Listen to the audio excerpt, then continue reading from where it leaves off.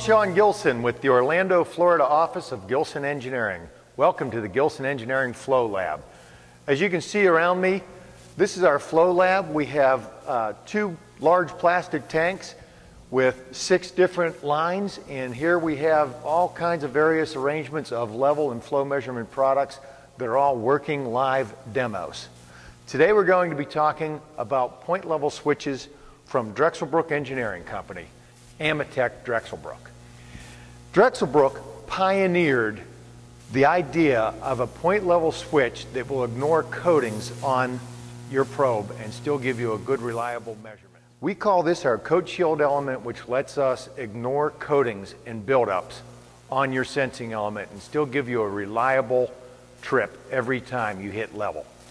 Basically, the way that the probe is designed, this is my active section of my probe. When I touch the active section of the probe, I will detect level. Back here, this is my coat shield element. You'll see that when I grab in here, I can do all I want. I'm not going to detect level.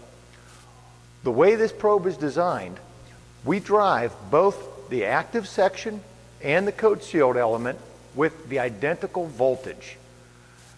What that does for us is it blocks any current flow that would try to travel from the active section over top of the coat shield element back to our reference ground. We force the electricity to choose a different path to ground, which is through the level, back to the sidewall of the tank, and then back to your reference ground. So that's how we detect the level and how we ignore the coating. What I did here is I made up a nice mixture of a good goopy substance to show you what we can do as far as ignoring coating. I can take this, pour the goop on here,